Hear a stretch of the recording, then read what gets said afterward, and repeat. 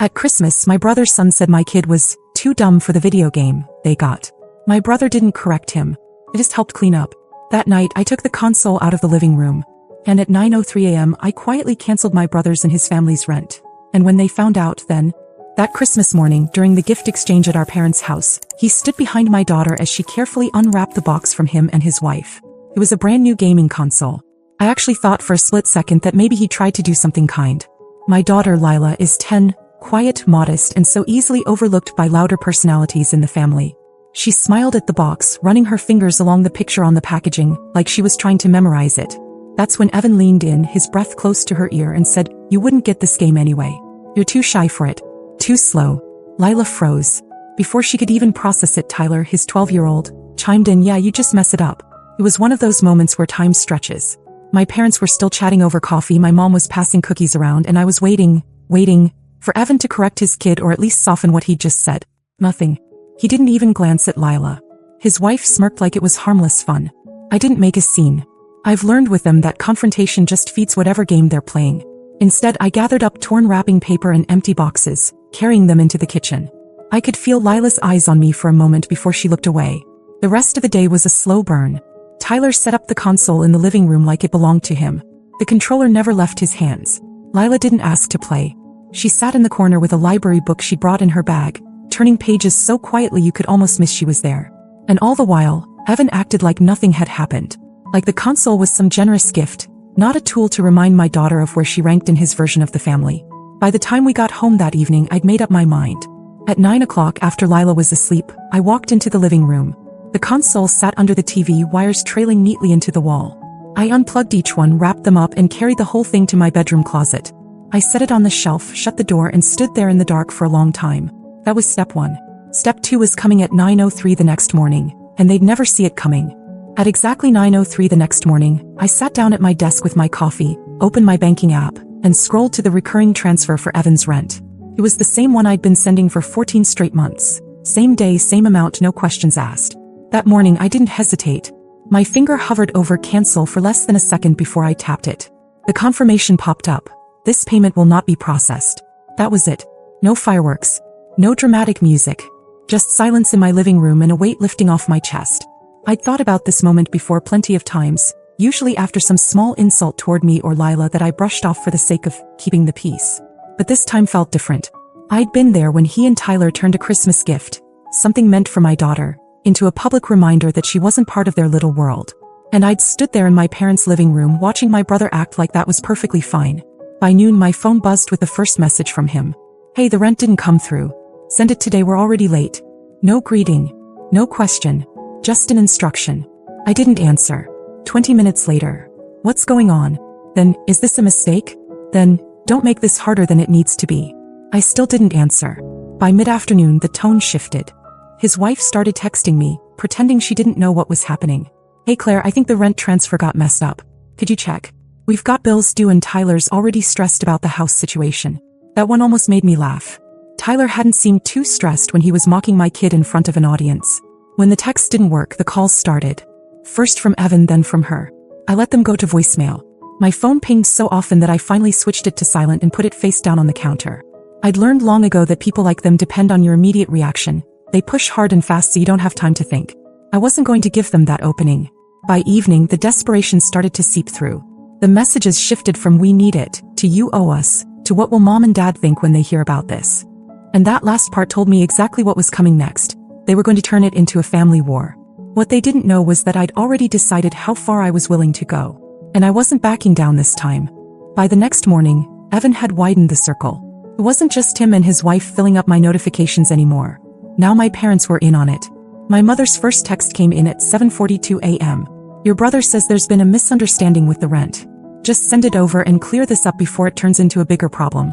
There was no question in her words, just the same assumption they'd all made for years, that my role was to quietly step in, write the check, and keep the peace. I didn't reply. An hour later, my dad called.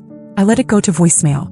His voice was calm, almost rehearsed, as he left a message about how family sticks together and how I shouldn't hold grudges over something so small.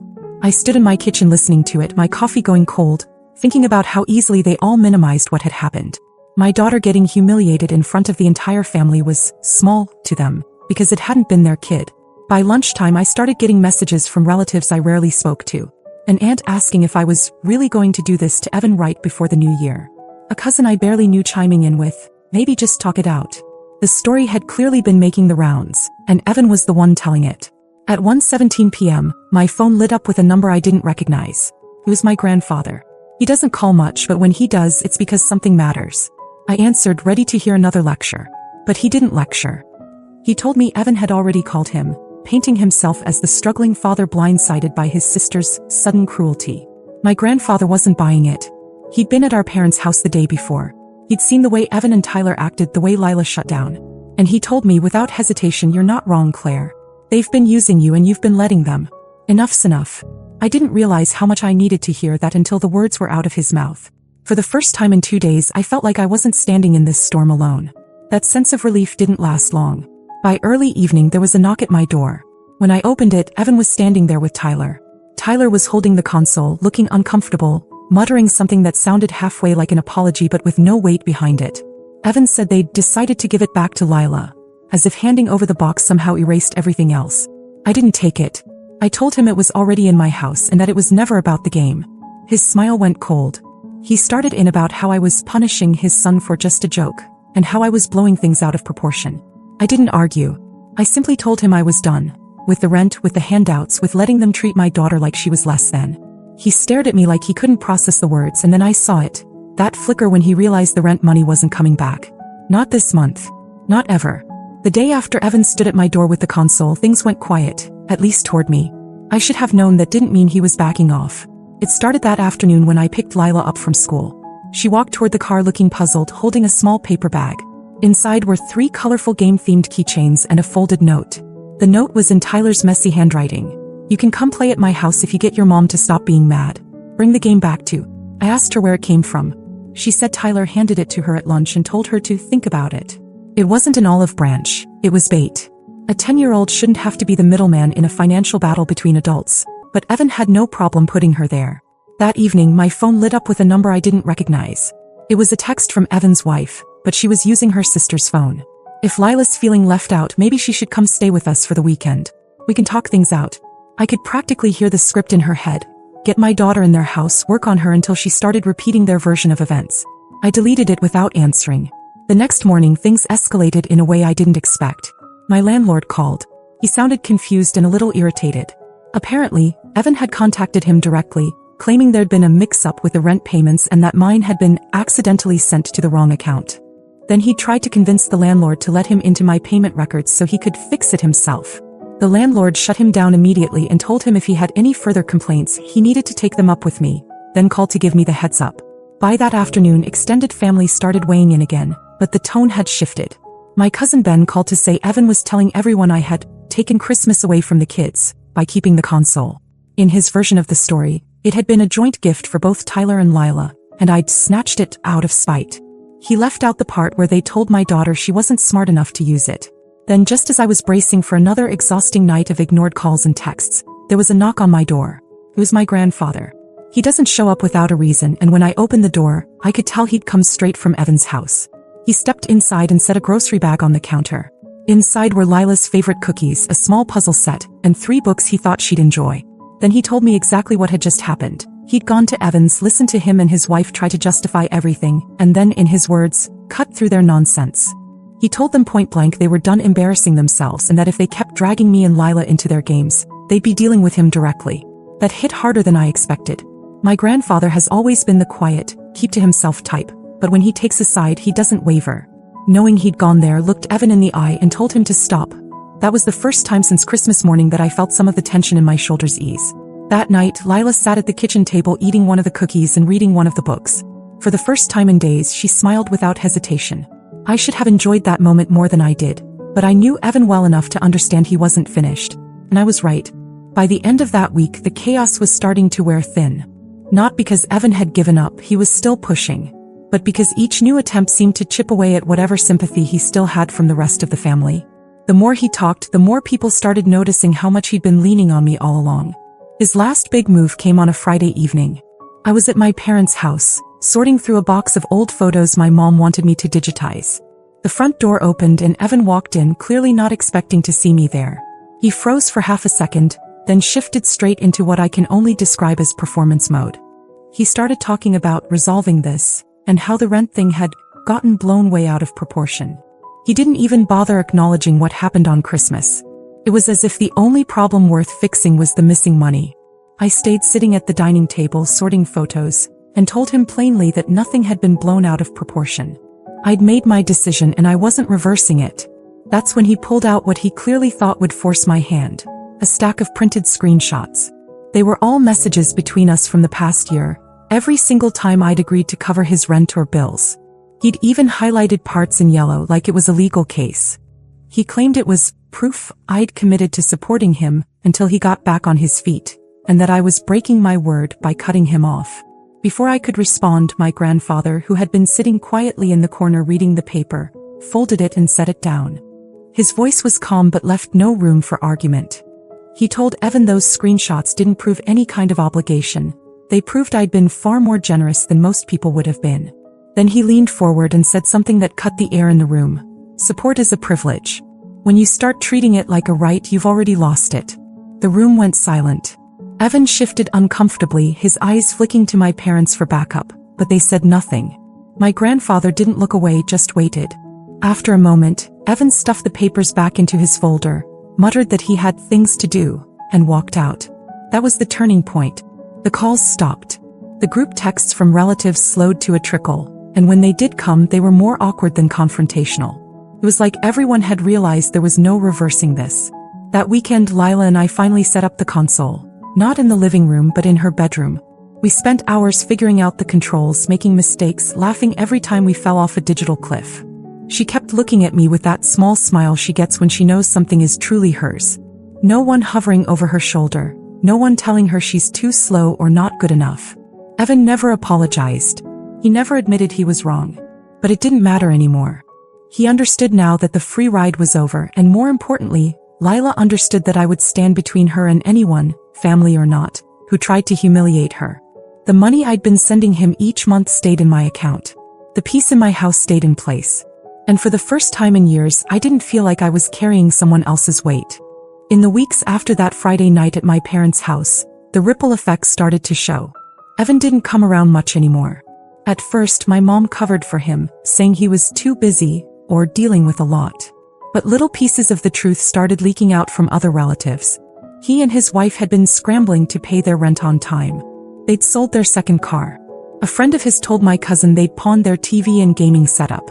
Apparently, the same console he'd tried to use to humiliate my daughter ended up sitting in a pawn shop window with a bright orange price tag on it. I didn't celebrate. I didn't send any "I told you so" messages. I just carried on with my life. The silence from their end was enough. One afternoon, my grandfather called. It wasn't about Evan, at least not at first. He just asked how Lila was doing, how work was going, whether I was sleeping better lately. And then he said, almost in passing, that Evan had been over to see him. According to my grandfather, Evan admitted things were tight, but refused to explain why, still trying to save face. My grandfather had just nodded and told him, when you burn bridges, you don't get to complain about the walk. Meanwhile, Lila seemed like a different kid. She started inviting her best friend over every Saturday, and the two of them would disappear into her room for hours to play the console. I'd hear bursts of laughter through the door, the kind that comes from being completely at ease. That sound meant more to me than any apology from Evan ever could. Then came the moment I knew the shift was permanent. My mom decided to host a Sunday dinner. Small, just immediate family. I didn't expect Evan to show up, but he did. Only he was different. No leaning over Lila's shoulder, no casual jabs disguised as jokes, no territorial posturing around me. He kept his distance, spoke only when spoken to, and didn't bring up the rent once. It wasn't an apology, but it was an admission in its own quiet way. The balance had changed, and he knew it. On the drive home that night, the streetlights flashing through the windshield, I realized something important. For years, I'd confused silence with peace. I thought keeping the peace meant letting things slide, absorbing every little cut for the sake of family harmony. But peace isn't the absence of conflict. It's the presence of respect. That Christmas morning had been the breaking point. The rent cancellation, the confrontation, the fallout. It all led to this new reality where my boundaries weren't negotiable. Evan lost the rent money. He lost the automatic safety net. And maybe if he didn't change, he'd lose even more over time. But Lila gained something he couldn't touch. The absolute certainty that her mom would step between her and anyone, even family, if they tried to tear her down. And for me, that was worth more than every check I'd ever written combined. 10 days after that Sunday dinner, I thought the whole situation had finally settled into silence. No calls, no messages, no accidental run-ins. Then on a Wednesday afternoon, my grandfather called again. But this time he sounded almost amused. Apparently, Evan had gone to our parents and announced that he and his wife were moving to a cheaper place to have more control over their finances. My mom repeated it to my grandfather like it was some bold, independent choice, but he'd already heard the real story. They were being evicted. The landlord had given them notice after months of late payments before I even cut them off. My rent help had been the only thing keeping them in that apartment, and without it, the clock finally ran out. What I didn't expect was what happened next. Evan actually reached out to me. No insults, no pressure. Just a short message. We're moving out this weekend. I know we didn't end things well. I hope one day Lila will come over again. I read it twice. It wasn't quite an apology, but it was the closest I'd ever get from him. I didn't reply. Not out of spite, but because there was nothing left to say. Sometimes leaving a message unanswered is its own kind of answer. That weekend, I drove past their old place by accident on my way to a friend's house. The blinds were open, the living room empty except for a couple of boxes and an overturned chair. The space looked smaller without the clutter, and for some reason that image stuck with me, like all the weight they'd been trying to hide had finally spilled into plain sight. Life on my side kept moving. Lila had started a new art class after school. The console was now something she and her friends enjoyed without hesitation. She'd stopped asking about Tyler entirely. That told me everything I needed to know about how she'd processed what happened.